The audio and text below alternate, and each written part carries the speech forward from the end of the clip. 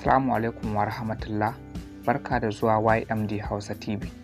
To kafin mu shiga cikin bidiyon namu kai tsaye, idan wannan shine farkon ziyartar ka channel namu, so kar ka manta ka danna mana liking a bidiyon mu kamar haka. So bayan ka danna liking in har baka danna subscribing a wannan channel ba, ka zo ka danna wannan alama ta subscribing kamar haka. Idan ka danna alamar subscribing sai ku taba alaman ƙararrawa kamar haka. Bayan ka taba sai ka taba all kamar haka, ta yadda da zarar mun ɗaura sabon bidiyo za a sanar da kai. Sannan muna roƙon alfarman da ku yi mana share ɗin bidiyon mu duk wani chatting da kuke WhatsApp da Facebook. Mun gode. Yanzu za mu shiga bidiyon namu kai tsaye.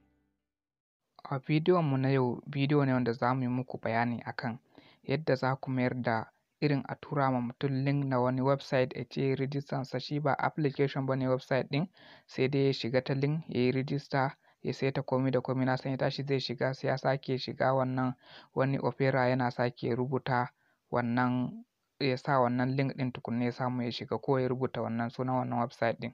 To kai tsaye yanzu ta hanyar opera Google Chrome zan nuna mana yadda za mu mai da dukkan wani website ya zama application kai tsaye a wayar mu.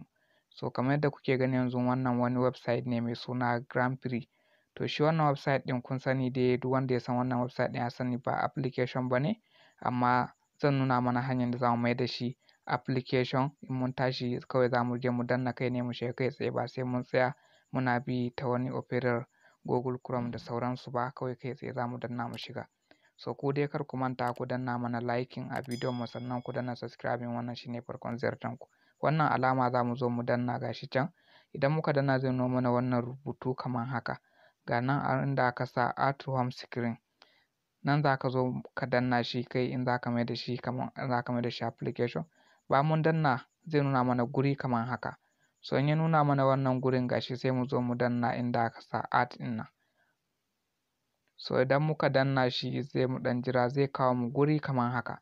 So in ya kawo ka wannan gurin, a nan sai ka zo ka danna wannan alama da kuke gani kan yanzu gashi mun danna. Yanzu haka shi kenan mun mai da shi application wannan website ɗin. Ba ruwanmu da mu sake zuwa muna neman link nashi ko muna rubuta sunansa kafin mu shiga, kai tsaye mun riga mun sa komai da komai, kuma dashboard namu ne direct za mu shiga mu yi amfani da wannan website ɗin. Ba ma iya shi kaɗai ba, duk wani website ta haka za ka mai da shi application. So kar ku manta dai in bidiyon ya burge ku, ku danna mana like.